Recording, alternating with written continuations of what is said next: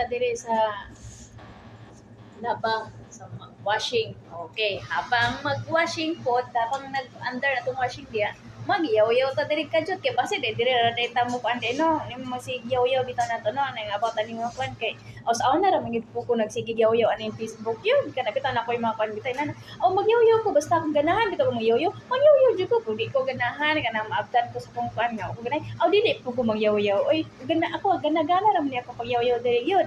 Una nga walay magbuot. Og nay magbuot sa ko, bahala mo diya og sa inyo ang sa ko. Basta ako magyaw-yaw ko kung kailan gusto nako. Kung kailan dili ko gusto magyaw-yaw, bahala. Ako na personal na nako, di ba? Okay. Karon, miingon ta nga wala tay giblame. Miingon ta wala tay giblame about aning scam, about aning segal, about aning investment, inana wala tay giblame. Kisay atong i-blame. Atong kagalingon, di ba? Okay, wala tay giblame.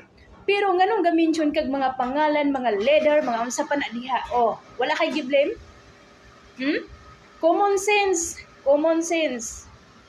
Di ba? Common sense. Moingon ka wala kay giblame. Wala tay giblame. Kisa atong i-blame? Si Sir Martin. Ano si Sir Martin? Asa si Sir Martin? Kay atong tabangan og bukbok, tabangan na tutuguan. Kisa atong i-blame? Atong kagalingon i-blame. Kay ni sulod man ta ana nga scam nga investment. Kabaluta mo pagawas, kabaluta mo sabot sa sitwasyon. So, about aning sigal no, kanina yung sigal nakakuan, nga scam, nga investment, nga red flags, or kuan nga website, ganon. Kaniara gyud nga sigal jud ang nganong ang mga member karon nga wala ka move on. Pero ang uban naman po yung naka-move on na kay syempre na-realize nila nga ang before sila ni sulod, kabalo gyud sila nga scam or kabalo gyud sila nga na-jud siya red flags gyud.